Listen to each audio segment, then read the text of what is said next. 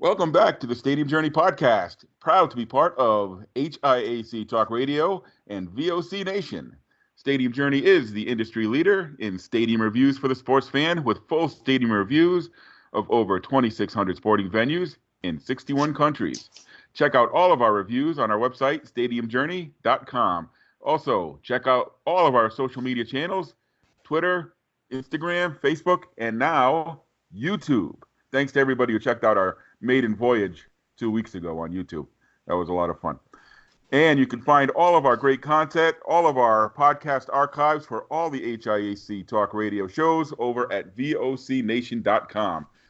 Follow us on Twitter at HIAC Talk Radio and at VOC Nation. And for those of you who want to see all of our pretty faces, you want more than just the voices, go over to YouTube. Check out all the HIAC Talk Radio podcasts over there. Let me now, before we start, take a second and introduce the team. I am Paul Baker. You can follow my Stadium Journeys on Twitter at PuckmanRI. With me, as always, is Dave Cotney. Dave, where can our listeners follow your journeys online? They can follow me rocking my Penn Quakers hat on Twitter and Instagram at ProFan9. And also with us, as always, is Mark Viquez. Mark, where can our listeners follow your journeys online? They can follow me on Instagram or Twitter at Ballpark Hunter. And last but certainly not least is our producer. Coming to us today from Big Beaver, Saskatchewan, is the above-average comedian Dan Calachico. You can follow him online at DanLaw83. And joining us today to talk about the stadiums of the Ivy League is Brown University basketball and football play-by-play announcer and Rhode Island radio legend, Scott Cordischi. Scott, welcome to the show, and thanks for joining us. Well, Paul, thanks for having me. Rhode Island radio legend. Wow, flattery will get you everywhere. Hey, come on, man. I've been listening to you from back when Providence had their own talk radio sports station. Yep, that was many years ago, the good old days of the Score. We're still doing it once a week on WEEI, but boy, do I miss those days of the Score. That was a fun station. Yeah, it sure was, man. It sure was. So, like I said, our topic today is the Ivy League. And, Scott, you're going to bring us some expertise because, as I just mentioned, you do the play-by-play for Brown football and basketball. Is that correct? That is correct. I've been around the league many times. I've been covering Brown football games since, believe it or not, 1994. I started as the public address announcer in the press box for 1 year, until I moved into the radio booth for the next 2 years as the color commentator for Brown football in 95 and 96. And then 97, I took over the full-time play-by-play duties for Brown football. And just a couple of years later, I was doing Brown basketball games as well. So I guess what that says is I'm getting kind of old.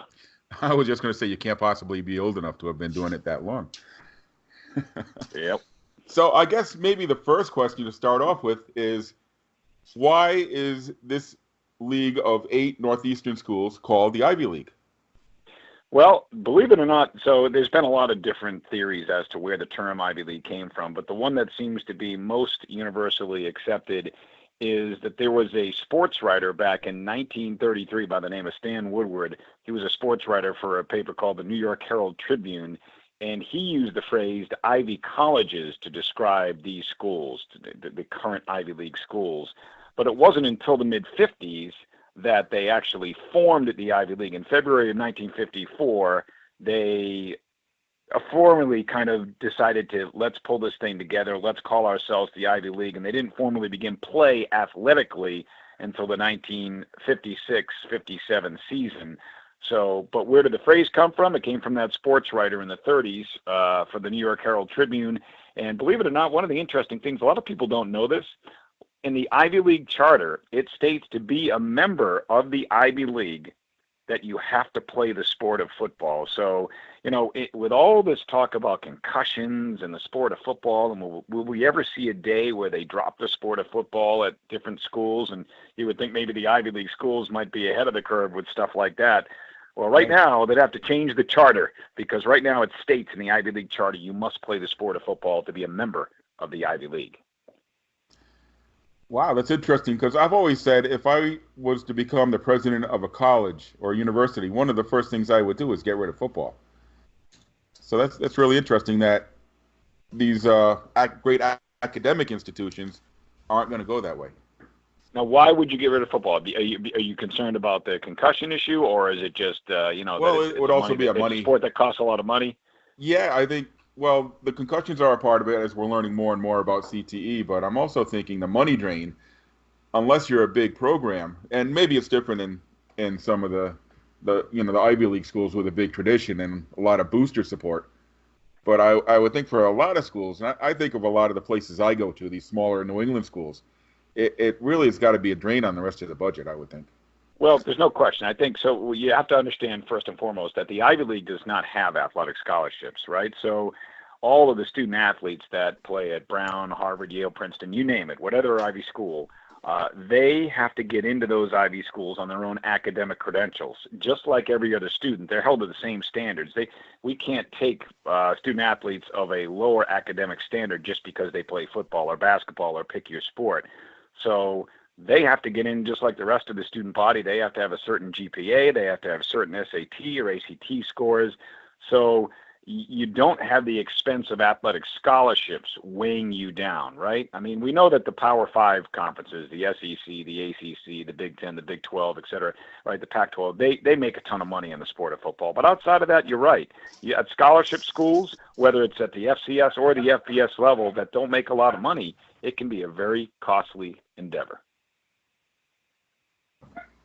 Go ahead. So, Scott, you kind of jumped into this one a little bit earlier than I expected. So I'm going to ask you this question. So, college sports has recently been rocked by the college admissions bribery scandal. Of course, we know of Lori Loughlin and some other famous people. And one of the members of the Ivy League has been front and center in this scandal.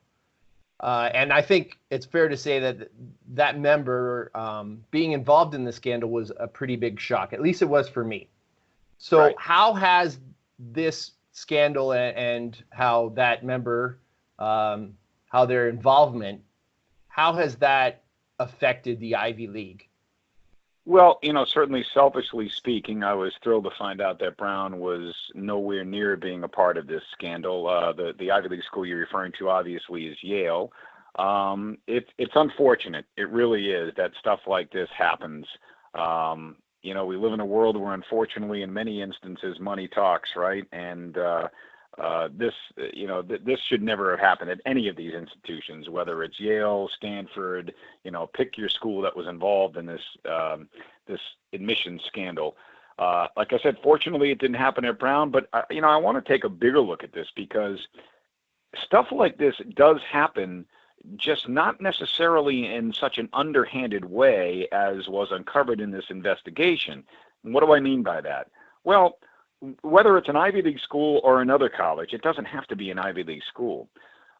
When two students of, let's say, similar or equal academic backgrounds, and even let's take extracurricular activities as well, they're a good student athlete or they play the piano, whatever it might be, when two resumes, academic resumes that are similar are being considered, and you have one young man or woman that comes from a family that has quite a bit of money, and one that comes from a family that's maybe just getting by, middle class America, right? Working paycheck to paycheck.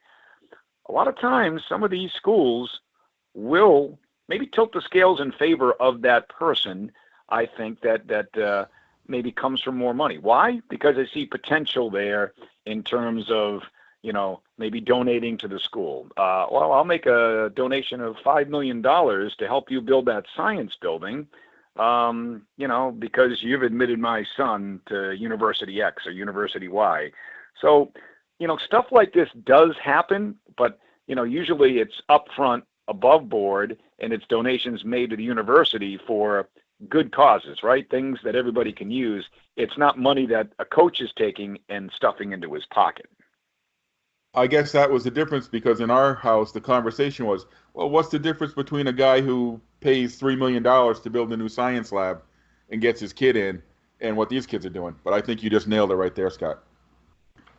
It was going to the school and not to an individual. Like I said, that's reality. That really is reality, Paul. It happens. But like I said, the good news for a place like Brown and all the Ivy League scores, even, with Yale being embroiled in that scandal, you have to have certain academic credentials to get into an Ivy League school, or the admissions office won't even consider you. So, whoever the student athlete was that got in, maybe they weren't I forget what the sport was, tennis or crew, what have you. But the fact of the matter is he or she had to have some pretty darn good academic credentials and was a good student in high school, because they could not have been admitted to an Ivy League school otherwise.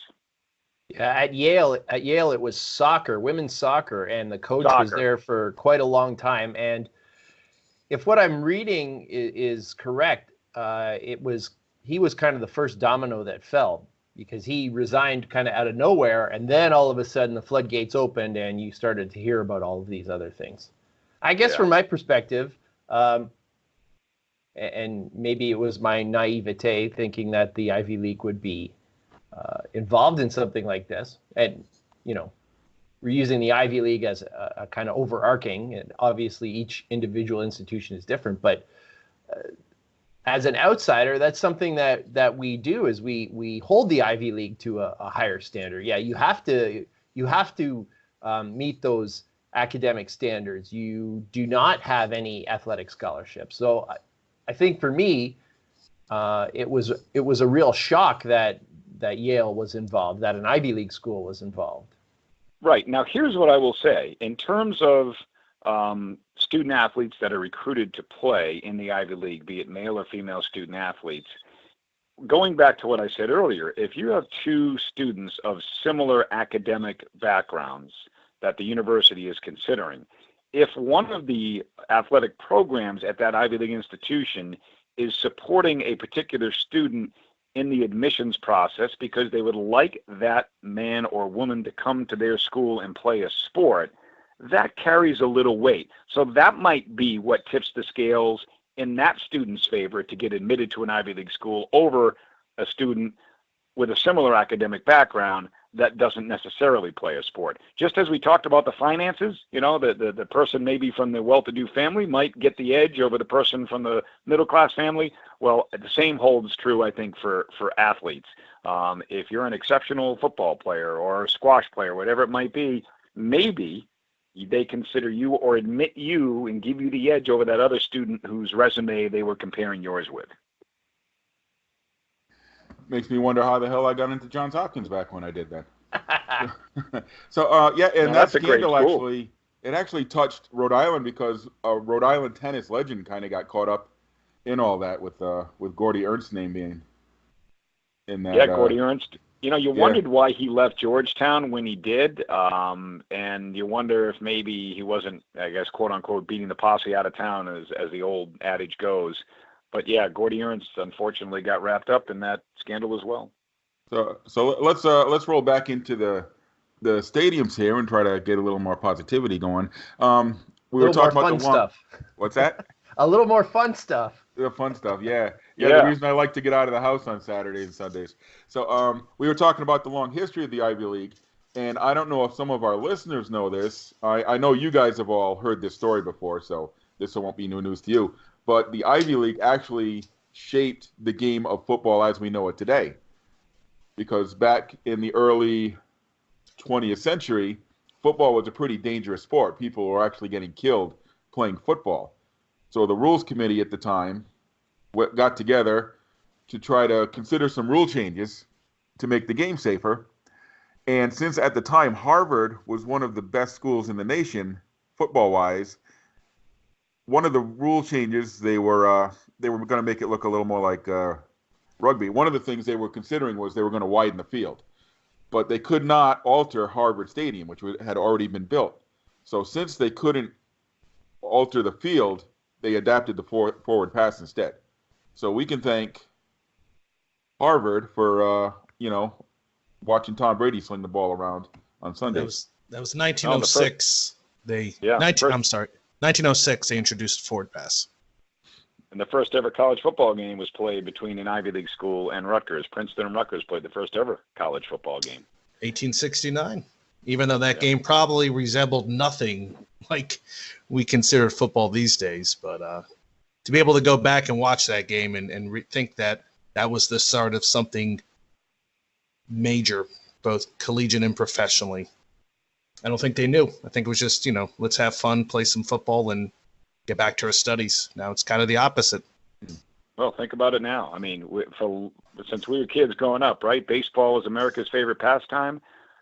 The National Football League and the sport of football has just blown past baseball in terms of popularity in the eyes of the American sports fan. It just has. On a national level. New England know that. Yeah, we here in New England know that better than anyone else. I mean, it used to be, Red Sox talk 365 days a year, 24 hours a day, and now it's all about the Patriots. And the Patriots were number 4 back then, yeah. Absolutely. Yeah, I mean, baseball, somebody told me this one time, when you go to a baseball game, especially on a minor league level, you're there to kind of take in the atmosphere and the social aspect. When you're at a football game, you're focused on the events on the field. And there's people that won't even touch the NFL. It's all about college. You go to a college game, and they live and die for their football team.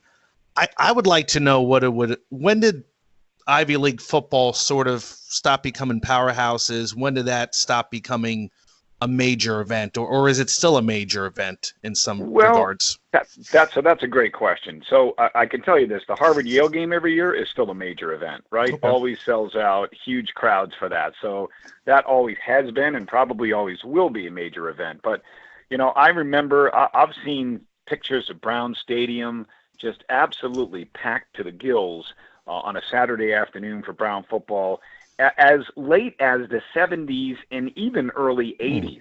Okay. Because, before the advent of cable television and ESPN and being able to see whatever college or pro team you want on any given Saturday or Sunday, that was the thing to do on a Saturday afternoon from an entertainment standpoint, right? Saturday afternoon, you just finished a hard work week if you're an adult. You just finished your school week if you're a kid.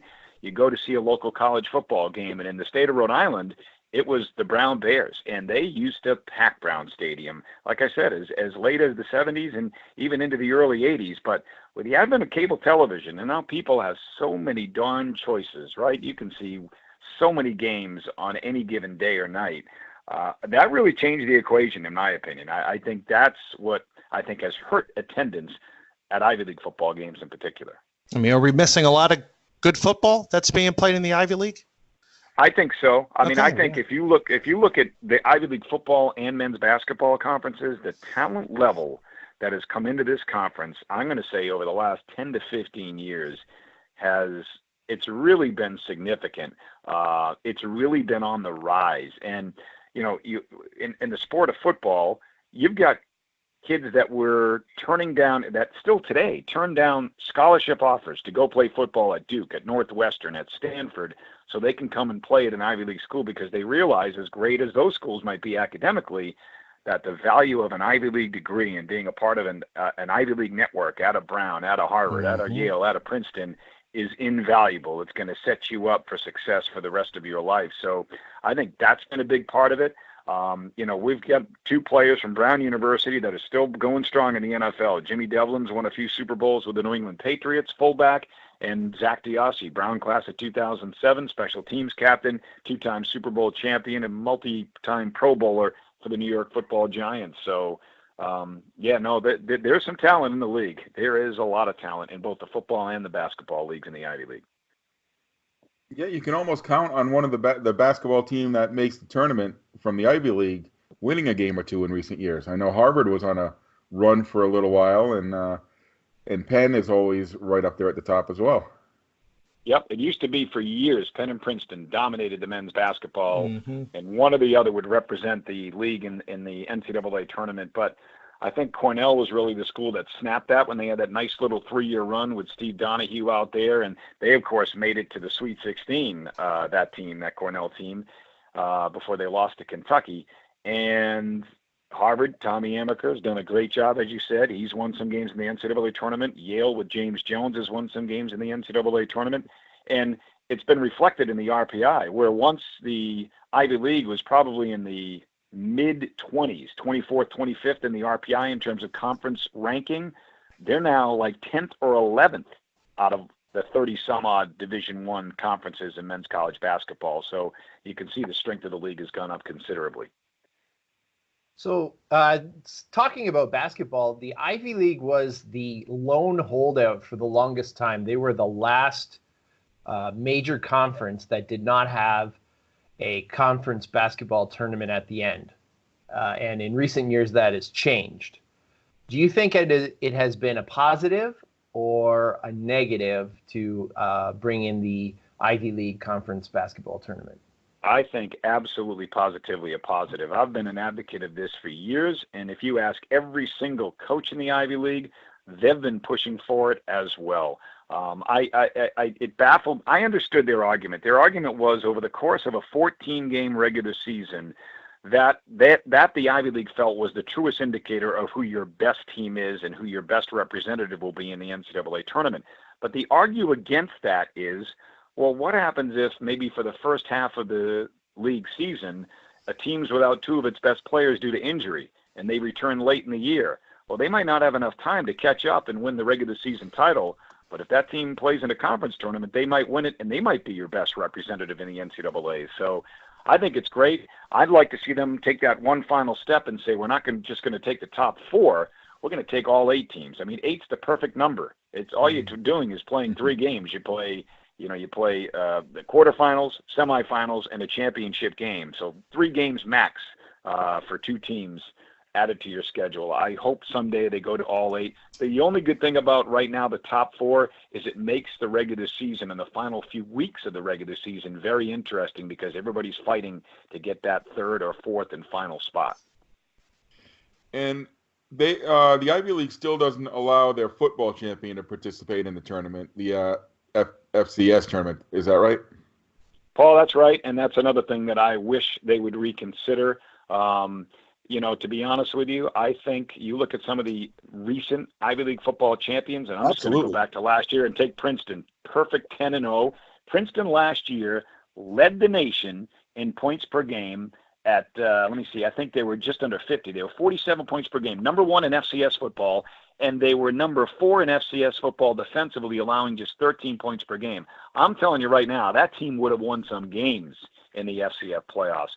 And, there's been multi-arguments against it. Well, one of the arguments I heard was, well, we don't want to play another game after the Harvard-Yale game because that game's played in front of, 60,000 people. We don't want to play a playoff game in front of 10,000 people. That would be a letdown. To me, that's kind of a snobbish attitude, if you ask me.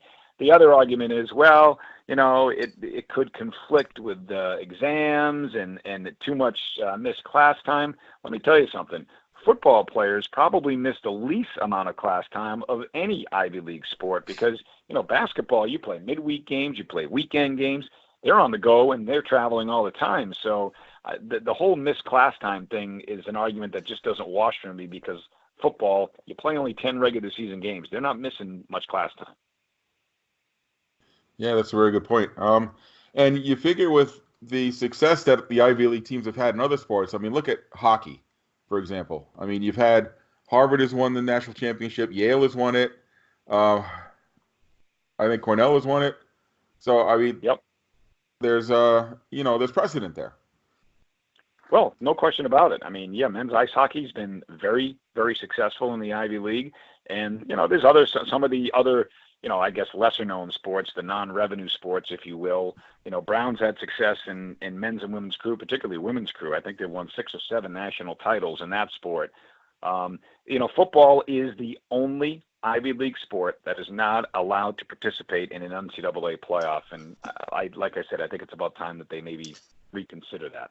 Are we anywhere close to having that conversation, or is it still up in the air? I think the conversation is probably held on almost an annual basis, but are we close to it coming to fruition? No, I don't believe so. So we may see the DH in the National League before football team in the FCS. Probably. Okay. See, I wasn't even aware of that conversation taking place before tonight, so that is definitely interesting to know. I can tell you about Princeton. I did see him play Butler last year. It was the first time they played out in Indiana, I think, since the 1920s. And I think the last time they had played a Hoosier opponent, it was in Notre Dame. And they had a nice following that came out. In fact, I think that was Butler's highest attended game for the 2018 season. You saw a lot of orange, and I'm from New Jersey, so I had a lot of nice conversations with my fellow hometown New Jerseyans. And, I didn't grow up rooting for Princeton, but I did hang out at their stadium a lot, Old Palmer Stadium, which looked ancient and looked like an iconic venue that fits perfectly with the Ivy League. Yeah, my brother is a Princeton grad, so when he was there in the early to mid 80s, I remember the Old Palmer Stadium. But I'll tell you what, their football stadium it's beautiful Princeton now. Stadium, it's gorgeous. It's it is the very best nice in the league. And, I love the fact that they built it on a smaller scale. So, capacity, it holds just under 30,000. But when you're on the 50-yard line, standing in the middle of that stadium, you look around, you look up, it looks like a big-time stadium, right? It doesn't look like a small football stadium. It really is a beautiful, beautiful place to watch a college football game. That's my favorite stadium in the league by far. Yeah, and exactly. And Princeton is probably one of my favorite towns in New Jersey, one of the best campuses that I've been to. It's just a perfect marriage. Maybe one day I'll get back out there to see a game, but a little hard with the commute now. Yeah. Ironically, just down the road from there, less than an hour to Philadelphia, and you've got the old Franklin Field in Philadelphia, home of the Penn Quakers, and, of course, the Penn Relays as well. And as much as I love the new Princeton Stadium and how beautiful that is, I also really love Franklin Field in Philadelphia. I don't necessarily love the accommodations for the radio broadcasters, but the stadium itself, just an old stadium, the history of what's taken place in that stadium. And as you sit in the stands in Franklin Field, you look and you just see the Philadelphia skyline above the top, row of the stands. So I've always enjoyed going to Franklin Field in Philadelphia as well. So are there any other venues that you like in the Ivy League you'd like to share with us? Yeah, look, I think they all are unique in their own way. I've never been a big fan of the Yale Bowl, and I know they've done some, rehab work. They replaced the old splintered wooden bleachers a few years ago, and they thank God for that. Yeah, I know. But you know what they did this offseason, which I can't wait to see, is they put field turf down. So now Brown University and Brown Stadium is the only Ivy League field out of the 8 schools that still has natural grass, because Yale now will have field turf at the Yale Bowl down in New Haven. So I'm looking forward to seeing that. And by the way, I don't think it's going to be too long before Brown goes to field turf as well, because their new head coach, James Perry, loves to play fast. And I think part of that will be playing on a field turf surface, which is what they practice on anyway. So I bet you it won't be too long until that comes to Brown Stadium. I enjoy every stadium. Like I said, they're all unique in their own way. Dartmouth recently rehabilitated their entire stadium, and it's very nice on a much smaller scale, because up in the backwoods of Hanover, New Hampshire, you don't need a big stadium, but they did a nice job of it. Yeah, they really reduced the capacity there. I had never been there before. I saw the place during the constructions when they left the outer shell, the facade that's on the backside on the streets there. Correct. And just gutted the whole thing. And it's really nice. It's very accessible. It's very modern, very comfortable inside now. And it retains that charm. But yeah, it only seats, like you said, maybe 15,000. Yep. Harvard isn't the most comfortable stadium from a fan standpoint, but it is that historic old Ivy League stadium, and it has that like Roman Coliseum type look to it from the outside and the inside. So it's always neat to go up there. I'm one of those guys. I am kind of a traditionalist. I like the old time, traditional stadiums, but at the same time, I also appreciate the new modern amenities, which is why I wish they would have torn down Fenway Park and built a new one, a replica just like it, but with wider, more comfortable seats, wider concourses, and better concession areas and all that stuff. But and less poles in your way, yes. Yeah, exactly. That's a discussion, I guess, for another show. Almost happened, believe it or not. I know. I was hoping they'd build it on the waterfront like they said they were going to, down by the Gillette plant there in South Boston, but it didn't come to fruition. Now, unfortunately, I have not had the opportunity to hit a lot of Ivy League spots. In fact, I'm not trying to be a jerk today at wearing my Penn Quakers hat. It's literally the only Ivy League experience I have, and it was at the legendary Palestra. So on the basketball side, what are some of your favorite venues? Well, the let me Ivy just League. say this. I'll say this about the Palestra. If you're a college basketball fan, the Palestra on a scale of 1 to 10 is a zillion. I love that place. Love walking around the concourses and seeing all the pictures on the wall of all the great coaches and players who have played in that building. That building just oozes basketball tradition. As you know, Philadelphia is a great basketball city. They love the sport and they're passionate about it.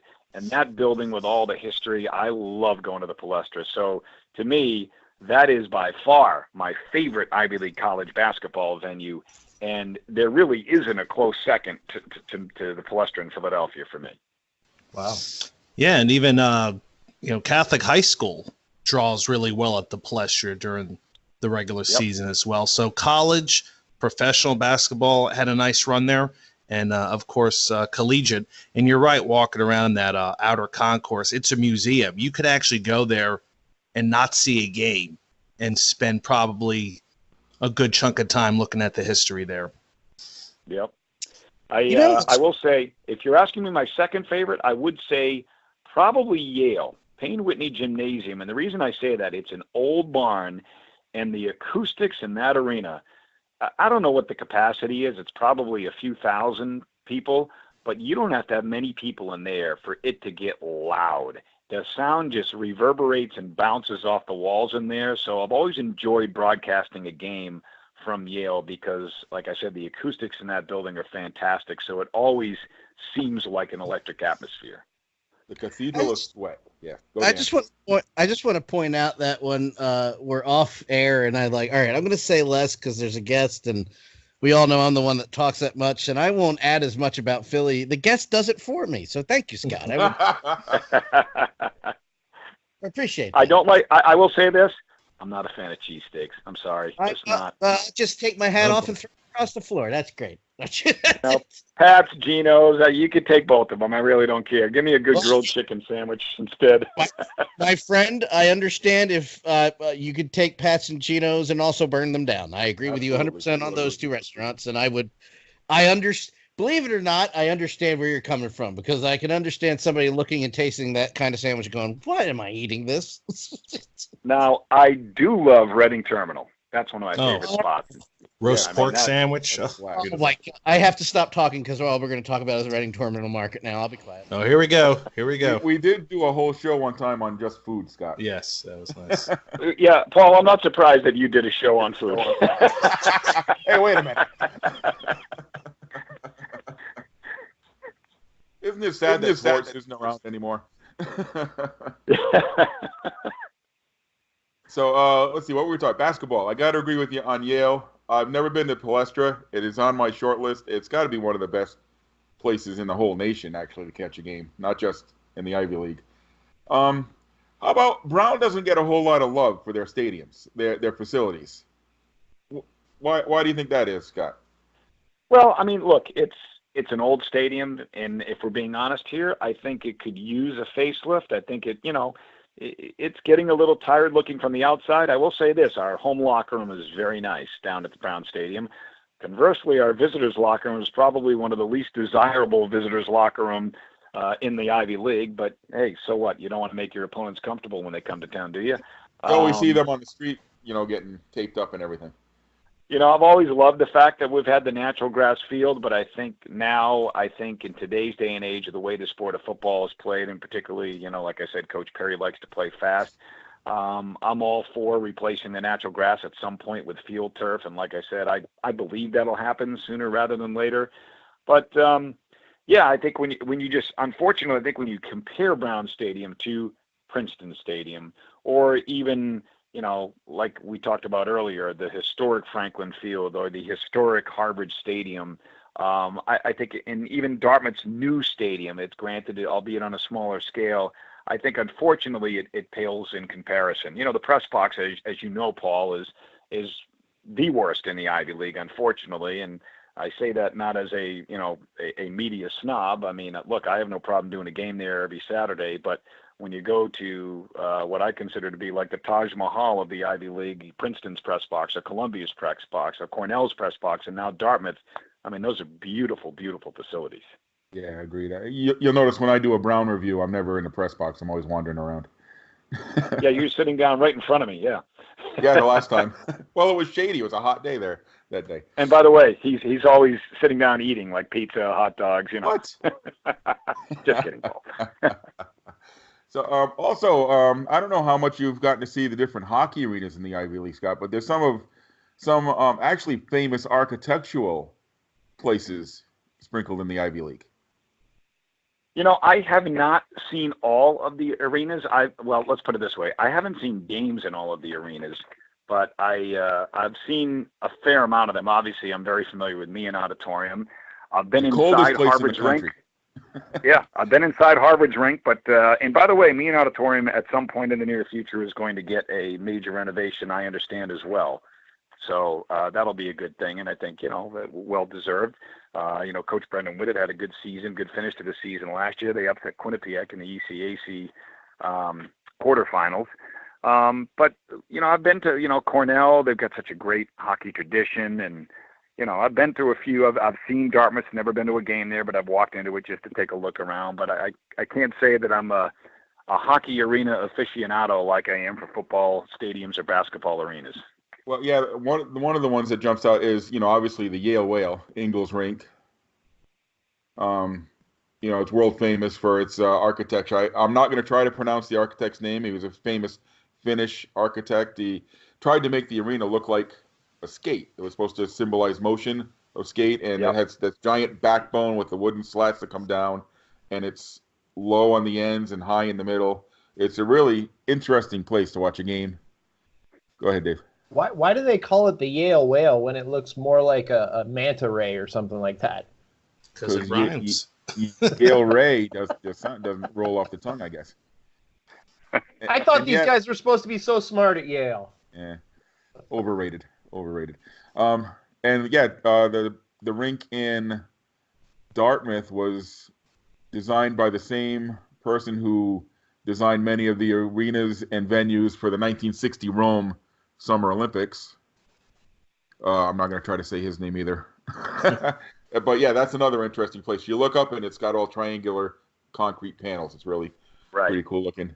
I think Meehan is actually pretty interesting too, with the dome shape, and it's got the old wooden chairs still. But I guess if they're going to renovate, those are going to be gone.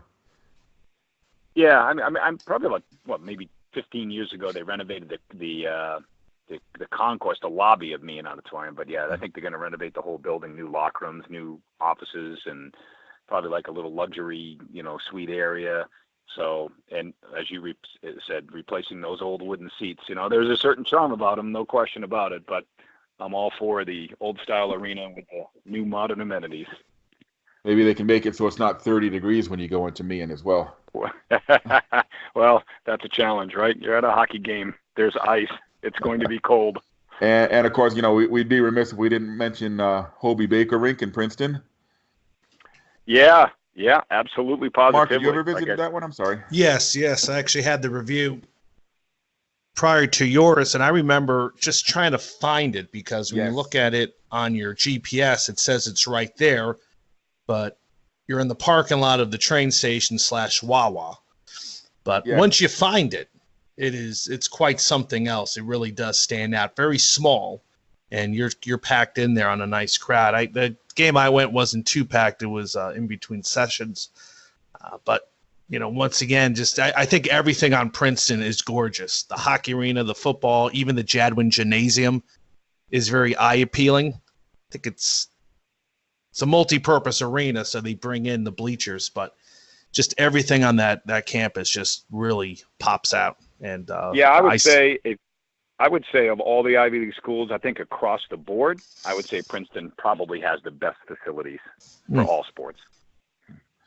All right, so I guess I got to get to Princeton a little more often because I've only been to hockey there, but I would say the same thing about Yale. I find all their buildings really fascinating. I like Yale Stadium. It's a simple design, but it was copied all over the country. I mean, the guys who built Michigan Stadium and in the Rose Bowl, they copied the Yale Stadium design.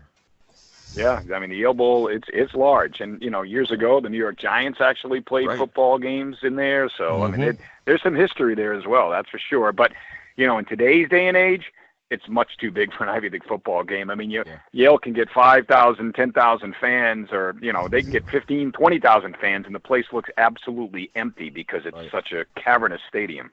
Yeah. Who still draws the highest for football in the Ivy League? That's a good question. Off the top of my head, I don't know if it's Harvard. I think I actually have this answer. I think it was Yale. Something I read. Was it Yale? Well, it actually depends. It actually depends on who is hosting Harvard Yale that year. Okay. Yeah, that would make all the sense in the world, right? So whoever's hosting the Harvard Yale game, because that really bumps up your average attendance, because you're talking about 50, 60,000 fans for that final game, where on average the Ivy League probably averages somewhere around 10,000 per game. So that really will bump up your average. And, I was just speaking of Yale. We haven't even mentioned Yale Field, where they play baseball. That's a ballpark that's been around since the 20s as well. I went down there many years ago in 1994 when Major League Baseball went on strike. I went on a tour of, at the time, the 6 New England minor league baseball franchises, and I did my radio show from each of them. So I went to McCoy Stadium to see the Pawtucket Red Sox. I went to New Britain, Connecticut, to see the New Britain Red Sox at the time. But they were the Red Sox at that time. Yeah, you're right. In fact, that game got rained out, so I was in the clubhouse playing poker with Matt Stairs. You remember Matt Stairs? Yeah. So, when I used to work with Ken Ryan, who was a pitcher for the Red Sox, and I would mention some of these old stadiums, and he would be useless for a couple hours. He'd just go off. I would just love hearing his stories. So you mentioned Yale? Matt Stairs. So Yale had the New Haven Ravens play there at the time. They had a minor league baseball team called the New Haven Ravens. So that was my first introduction to their baseball stadium. I went out to Western Mass to see the Pittsfield Mets. I went to Hadlock Field in Portland, which had just opened up. I think it had been open for a year or two, and that was gorgeous. I still love going to Hadlock Field in Portland. And then the last one was up in Burlington, Vermont, which I think is the oldest stadium still in use for professional baseball. At the time, it was the Burlington Expos. They were the single-A New York Penn League affiliate of the Montreal Expos. Now I think they're just a regular single-A short season team. New York Penn League. Sea Monsters.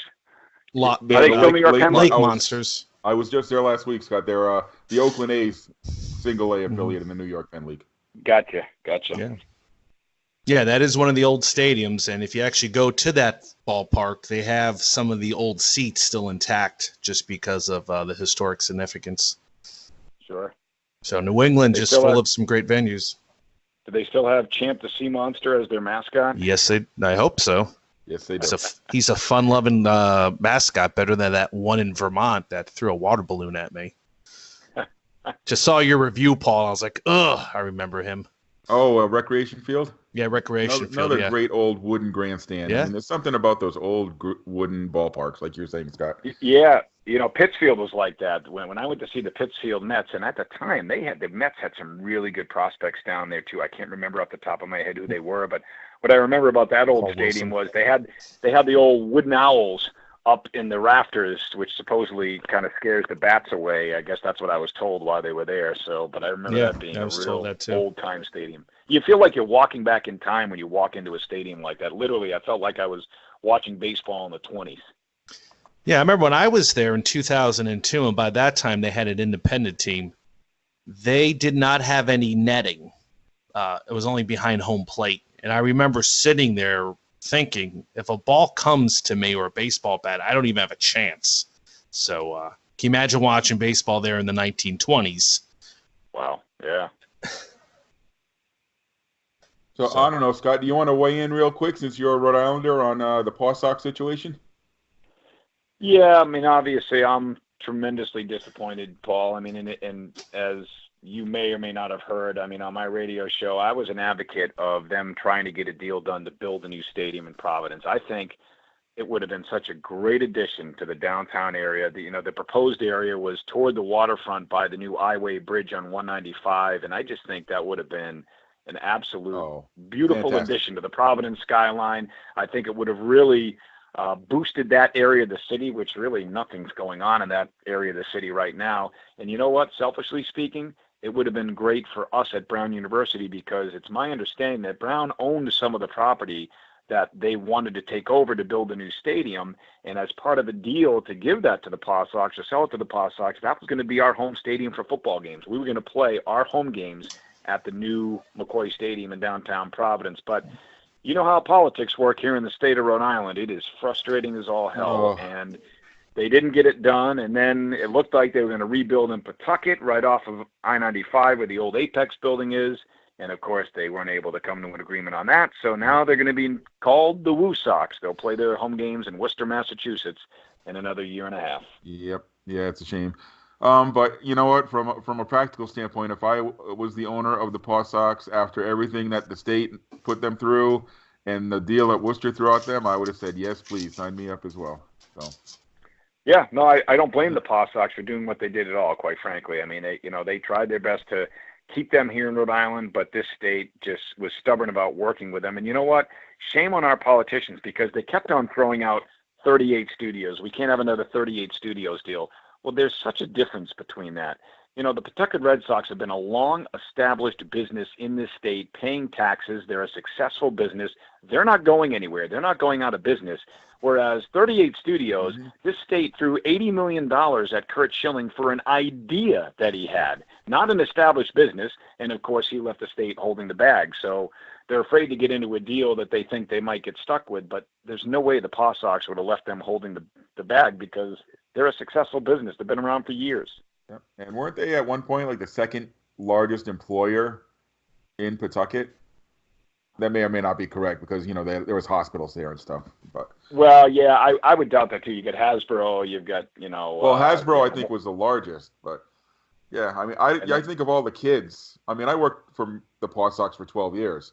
So all the high school kids who got their summer jobs there, hundreds and hundreds of them. So. And yeah, look, under Ben Mondor, and even some of the people are still left over from the Mondor regime, like a guy like Bill Walmus is still there. And, I mean, they have the greatest people working for that organization. I can't say enough about the Pawtucket Red Sox and how classy they are as an organization. And I'm sorry to see them go. Will I go to Worcester to see them once or twice a year? Probably, but not as frequently as I used to go down the street to McCoy Stadium to see the Paw Sox. Well, it really hurt somebody like me who lives out in southeastern Mass, because now the AAA team is going to be an hour plus away from me instead of being a half an hour away. So, yeah, that's going to really limit me. But I guess I'll just end up to the Cape Cod League a little bit more during the summer. There you go. Which is not a bad fallback position. So, gentlemen, anything else on the Ivy League that we didn't hit? No, I think we're pretty good. Had a nice little conversation about the venues, football attendance, and, of course, FCS not being eligible to play based on their rules and policies. So Scott, you want to tell our listeners where, if they're interested, you know, we've got some local guys, but even nationwide, where people can find you on the air, and sure, maybe on social media as well. Yeah, I host a Saturday morning sports talk show on WEEI on 103.7 FM, and you can listen to that on the radio.com app. The Brown football and basketball games are broadcast here in Providence on AM 790 WPRV, and you can listen to them on their website, 790business.com, or you can also listen to them on TuneIn Radio as well. And if you are on social media, which I think most people are today, whether it's Facebook or Twitter or Instagram, if you check out Brown Athletics, I'm the guy that administers the social media platforms for Brown University Athletics. Hey, Scott, now that you did all that, my internet froze, so I lost the last minute and a half. We're all on a video. Are you asking me to repeat it, Scott? So we can all see each other. Yep. And Dan is sitting there waving his arms frantically while you're going. I lost you. Would you like me to repeat that, Dan? Paul, if you wouldn't mind leading the outro for Mr. I can't pronounce that last name. Cordischi. Yeah. All right. Colachico could not pronounce Cordischi. I wasn't sure, and I forgot. I'm doing 3 things over here trying to fix it. So, well, just let me know when you're ready. Hold on, Paul. I'm sorry, Scott. No problem. Oh, this was fun, Scott. Thanks for coming on, man. Oh, my pleasure. I think we should be okay. Except for all Harry, those cracks about me eating a lot. I don't know. I hear Again, that I'm just going too. by your Facebook post, Paul. All right. I hear that too from coworkers. I'm like, All right. When you're at the dunk this year, just come down and visit us. I'll show you that I don't always eat at games. Will do. We're 101 right down on the glass.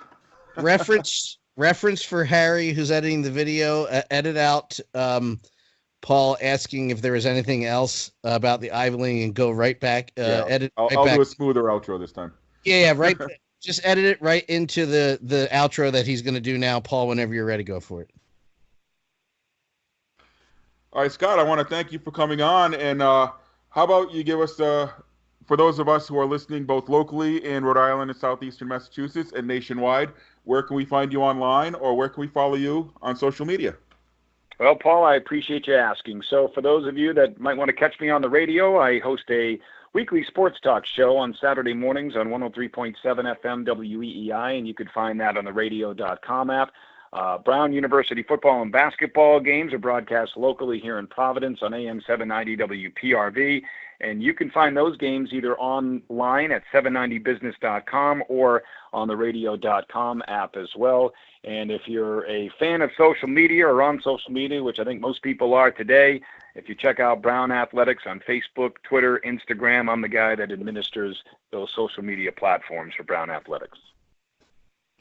All right. Thanks a lot, Scott. And I'm sure I'll be seeing you around Providence this fall. Guys, thanks for having me on. I really appreciate it. Thank you, Scott. So for those of you listeners who are perhaps Ivy League snobs, if you're in the Northeast, check out the Ivy League. Some of the best times I've had and best games I've seen have been not at the big powerhouse schools, but at some of these smaller places like Ivy League schools. We have some college basketball coming up to the Scotiabank Arena this year. We have a triple hitter, and one of the teams that's coming is Harvard. So we're going to get a little Ivy League basketball in the Great White North, which is kind of neat. Before we move on to regular Stadium Journey business, I just wanted to ask Paul a quick question, since Obey the Puck will not be for another week, but I know you've seen the leaks of the new Boston third alternate jersey for the Bruins, and Have I seen them? I hope you've seen them. No? I don't think I have. Okay, here you go. yeah. Oh, you didn't see them? Oh, I that saw kind of them. looks like the Winter Classic jersey, kind of, Yeah. sort of. There you go. So I I wanted like you. it. They look better than those baseball black like and white jerseys are dulling out. Oh, yeah. Did you see those today? They leaked the Players Weekend jerseys. yeah. They're like Phillies, all black for all white. Philly's getting one too, and I wanted to throw something at the closest wall that I had near me. It's the dumbest thing I've ever seen. The best story I heard. You know how they have those goofy nicknames on the back of them? Yes. Sonny Gray's is I don't care, and the reason being is when they asked him, oh, excuse me, guys. He had just hurt his elbow pitching that game, and so when they asked him what he wanted his nickname to be, he said, "I don't care," because at that moment his arm hurt him so bad he did not care. So that one might be the only one worth grabbing. Joey Votto has Who as his nickname. Yeah. So I could see if you have a nickname, but some people don't have a nickname, and why force it? I would like Bryce Harper to troll everybody and just put on the back of his jersey, overrated. That's what it seems like. All So this- we're all not this recording to now, appease correct? millennials. We're not Uh, recording, right? Yeah, we're live. Yeah, No, we're live. Okay. Um, Now, being he that has- we're never mind. yeah, because Okay. we never go off on tangents. No. I asked No, about it. I love it. I thought we were taking a break. Oh, this I have. I got my answer. And I'm done. Pull it back on the track. We don't All right, take. So Live, let's jump. All right, next into- week I'll be in. No, never mind. Well, let's talk about where we've been, because we didn't do that. When we honor our guests in the ancient ways of Stadium Journey by letting them go first before we Yes. jump into our. Because we, yeah. Well, Well, there's no, a I- reason for that, but we I won't always flash discuss that back to here. the time we had Mike Hogan on, and we went on and on about our visits for 40 minutes before we even had him say a Yeah, word. or So- the time we had an author on and he ghosted us, but Well, we didn't even get more than a sentence out before. we Off. But we're able to carry that show pretty well based on our USFL knowledge. Oh, okay, I'm giving it away. So I really don't care. So I mean, that's kind of how I feel we about don't that. care. Jeff Pearlman, Yeah. you suck. Yeah. So last couple of weeks, Dave, where have you been the last couple of weeks? You went a couple places. Couple places. In fact, I went to the best place. So first, it was off to PNC Park, home of the Pittsburgh Pirates of Major League Baseball. And to me, this is just simply the best spot. Best for baseball, best in sports, just the best. Amazing view, amazing food. And in Did you have a fancy sandwich?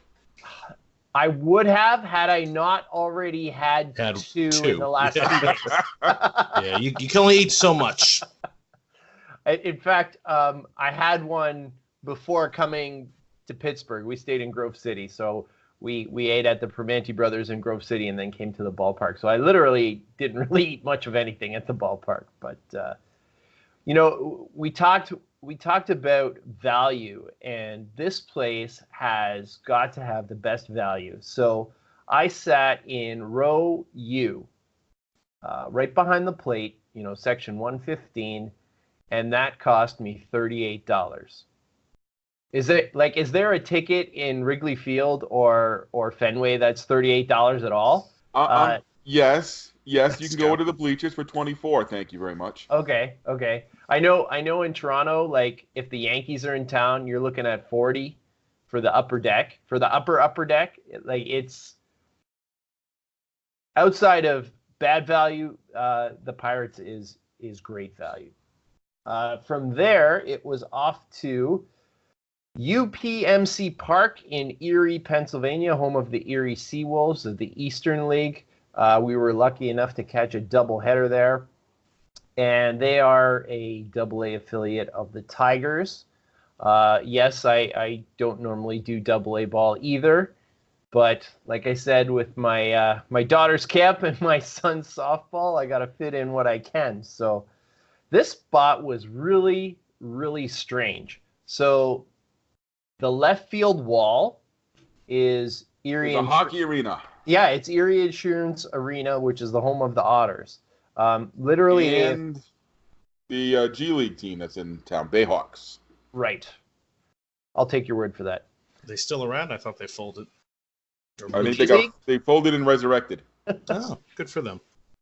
But yeah, literally, they have a yellow line painted on the wall, and that's your home run line. This place, literally, it just seems like they really wanted the ballpark in this spot, and the footprint was maybe a little bit too small. So they have probably one of the most unique upper decks on the first base side. The upper deck is basically on stilts, and it's really close to the action, but it's a weird-looking thing. So it's not – there's no symmetry to this park at all. It's – If you have a chance to check out my panorama on YouTube, check it out because it is one strange looking ballpark. And really, what I know everybody wants to know, no, I couldn't find the cotton candy dog on the menu anywhere. Might be better off.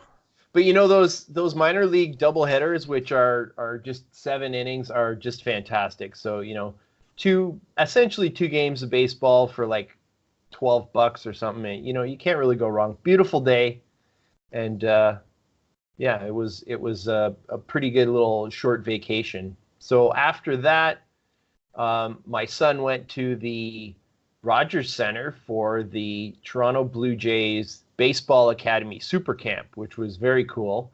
Sounds like a 70s thing. Super Camp. Well, maybe. They had 240 kids there.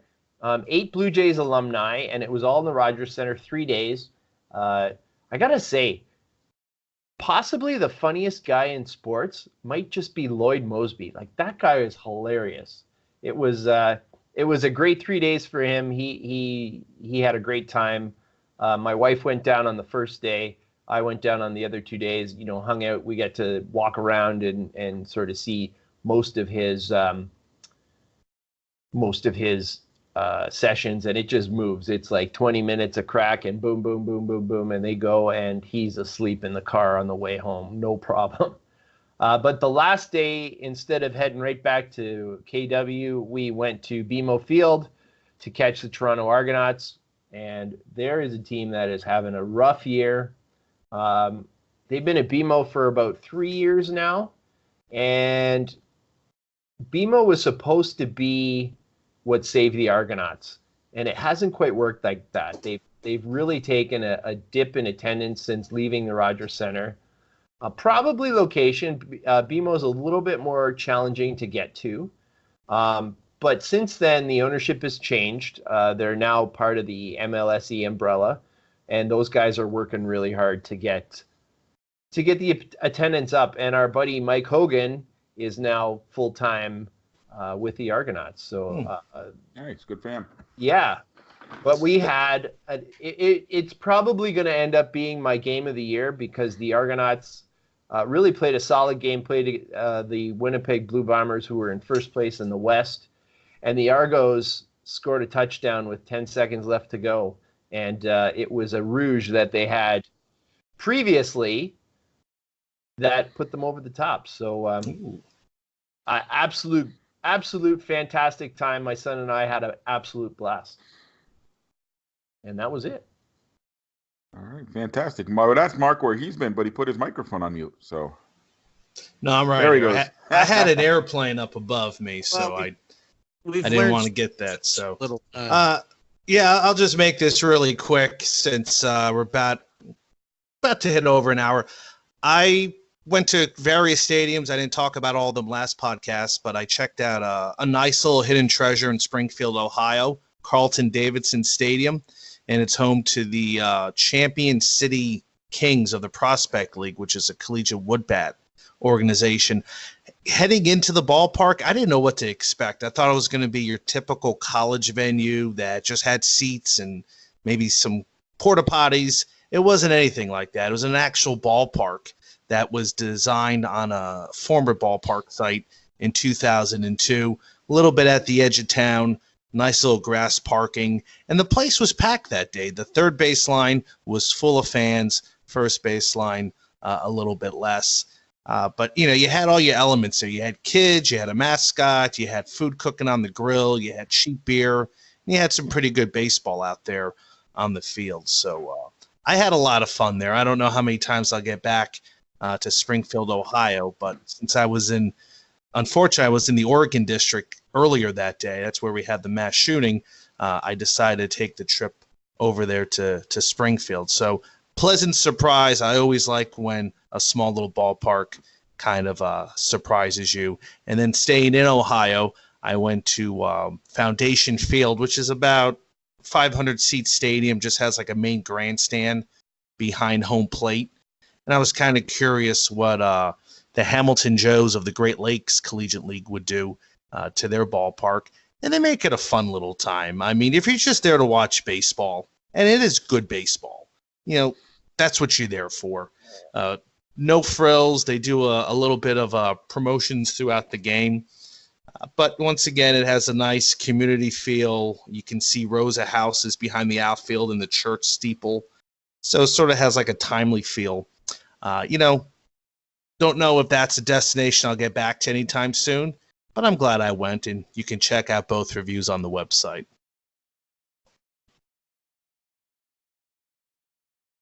All right, take it away, Paul. And now I had myself muted and I couldn't get it off. So let's see. The last couple of weeks, I did a lot of throwback stuff myself with the summer college leagues winding down. Hit a bunch of games. So I started at Cardines Field in Newport. We've talked about Cardines on this show before, so I won't get into too much detail. Just to say, if you like quirky, if you like different, if you like old, that's the place to go. The best part of this game was, we know how we've talked about how there are houses behind the fence at Cardines Field. Well, one of the dogs in the neighborhood got loose, wandered right out onto the field, and they had a 10-minute dog delay while the two teams tried to chase this dog down, and he thought he was having a blast. He was just running all around the place. So that was fun. And then I went up to Vermont, caught two ballparks with a combined age of 180 years. So started at uh, Centennial Field in Burlington. We talked a little bit about Centennial Field earlier, one of the oldest, if not the oldest, minor league park still being used. They've done a lot of work on it. The old grandstands where I used to sit on the cement itself are no more. They have individual modern stadium seats. They've got a lot of craft beer options. They've got a new party deck out in right field, which is really nice. And they still have the old wooden grandstand. So you've got the old, the new, works together very well. Nice place to catch a game if you're up in Burlington. And after the game, we went down to Church Street Marketplace, which is a fantastic place to spend some time. Did some people watching, walked around, had some of the wonderful craft beers that they have in Burlington, had some great food. So really nice night. The next day, we headed over to Montpelier, which is the state capital of Vermont, about 45 minutes away from Burlington, the smallest state capital population-wise in the country. A little bit of trivia there. But on the way, and if anybody is going to Vermont, I have got a double dip of restaurants for you to go to. Go to Waterbury, Vermont. It's about halfway in between Montpelier and Burlington. Take the Ben & Jerry's factory tour, and then go to Prohibition Pig. You wouldn't think you could find great barbecue in Vermont, but I had this sandwich. I had a foodgasm. One bite into it. That's the best. Yeah, it's also known for Heady Topper Double IPA, which is considered one of the best beers in the country, I believe. Fantastic craft beers and fantastic barbecue. It was actually a friend of mine said, "You've never been, you've got to try it." I tried it, and Ben, thank you for the recommendation, man. And I can't not go there if I go to Vermont ever again. Get them for a sponsor. Yeah, we from there we went to Recreation Field, which was built in 1940. Old wooden grandstand, seats about 1,200 people. Very small place. We went there for the New England Collegiate Baseball League All-Star Game. So got there early. They had a home run derby. I wish I could remember the kid's name. I should have wrote it down before the show. Tommy Alonso. No, he plays for the Mystic Schooners and goes to Central Connecticut State University. He hit 40 home runs in the home run derby. Oh, wow. Now, get this. Recreation Field has a small parking lot beyond the left field fence. Now, if you're going to a game and you know there's going to be a home run derby, do you park your car in the outfield and left field? Raise your hand if you're going to put your car there. No, nobody raised their hand. I don't think you think that, but yeah, you wouldn't. But that parking lot was loaded, and the guy who sat next to me, we didn't sit in the grandstand. We sat down on the right field where they have picnic tables. We just kind of chilled on the picnic tables, watched the game. He had 18 balls hit his van during the home run derby. Got his windshield smashed, broke the handle to one of his doors. Well, why are you parking right behind the fence in a home run derby, you idiot? So what happens there? Does he complain to the league or the team, or they're like, well, whatever? I don't know. Park at your own risk? I think it's, you park there at your own risk. I mean, yeah, I never park near a stadium. It's always quite a bit away. There's only room for maybe 24 cars back there. It's a very small lot. Everybody else parks. You park across the street at the community college, or you park right next door at the, there's a child care center. They charge you $2. You park there. You walk across the street. You're at the ballpark. Why would you risk your car like that? Just kind of silly. So they had the home run derby. Started the All-Star game. They had the mascot skydive into the ballpark, which is pretty cool, in the full mascot suit. And then it started to pour. So we got out of there because we had a long drive home. It was already about 8 o'clock. So we said, you know what? We don't want to get home at 1 a.m. We got to work. How long was your drive? To Montpelier from my house is 3.5 hours. Yeah, that's kind of how I am too when I go to Ohio. It's like a 2.5 hour drive, and you want to stay for the whole game, but you want to get home at a reasonable time. I'm actually closer to New York City than I am to Vermont, that part of Vermont. I can believe it. But it started pouring, and they ended up calling the game after 2 innings. So we made the right choice. Yeah. Okay. Well, you saw some of it. Yeah. And then this past weekend, I was feeling under the weather, so we didn't do much. Saturday, I started to feel better, so let's go to a game. It's a beautiful day out. We went down to the Cape League for the playoffs. Went to Lowell Park in Cotuit. Not much to Lowell Park. It's a beautiful place to watch a game. And if you go into the Cape League, that's my recommendation where to go for a game. Lowell Park. It's in a nature reserve. It's just surrounded by forest. It's absolutely beautiful. You bring your own chairs. You sit on a little hill. You got a great view of the game. Or they have two big wooden bleachers. We saw a close one. Final score was 22-2. Good. The Cape League is known as a pitcher's league, so to see 22 runs scored was just incredible. But just one of those days. So that's where we went for the last couple of weeks. Nowhere too far, but some nice old ballparks for me. So I want to thank everyone for listening tonight. We're pulling it in right at about an hour. That's kind of nice for us. I want to thank everyone for listening. Dan, I'm going to make you talk on the outro. Where can our listeners follow you online? I have the power to edit it out. That's true. That's true. No. But then you won't get to plug your social media plays. You'll have the weird disconnected voice. Dan Law 83. Dan Law 83. Follow me on Twitter, Dan Law 83.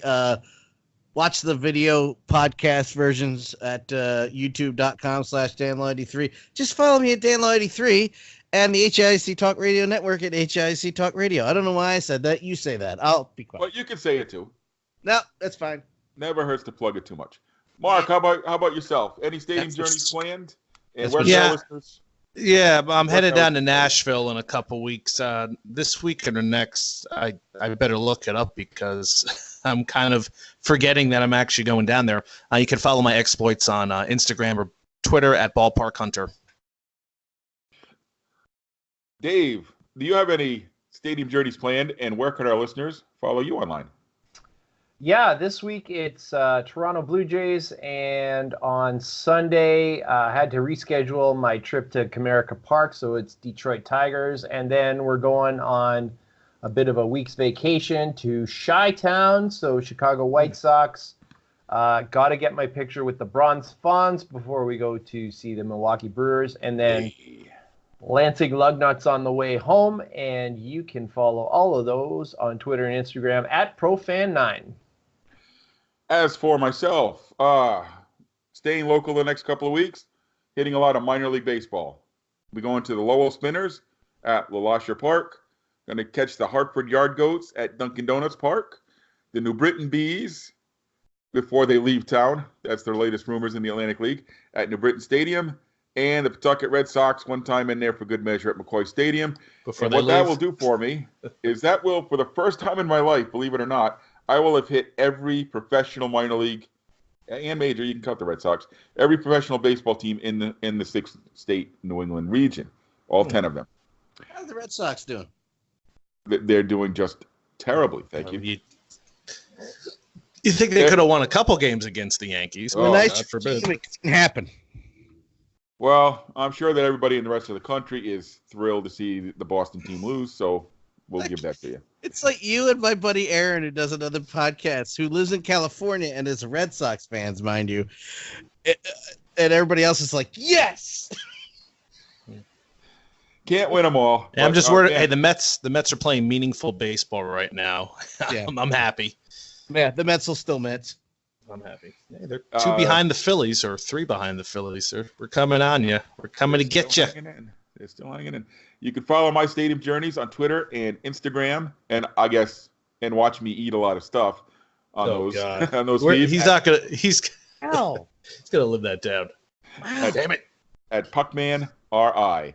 And don't forget to check out stadiumjourney.com and all of our social media channels. We're on Facebook, we're on Twitter, we're on Instagram, and we're on YouTube as well. You can watch this podcast. Watch me hit my mute button repeatedly while I cough a lung up. So I hope I didn't cough too much over anybody. That was me 2 weeks ago. I know where you're at. And you can find all of our great podcast content, Stadium Journey, all of our other ones, Obey the Puck, Wrestling. Then you got a new Flyers podcast, all of it on HIAC Talk Radio. And you can find those all on vocnation.com. Okay. And please join us for our next show, which would be August 20th, when our topic will be the future of football in Canada. We'll be joined by the president of Football Canada, Jim Mullen. For Dan Calachico, for Mark Viquez and Dave Cotney, I am Paul Baker, wishing you all close games and safe journeys.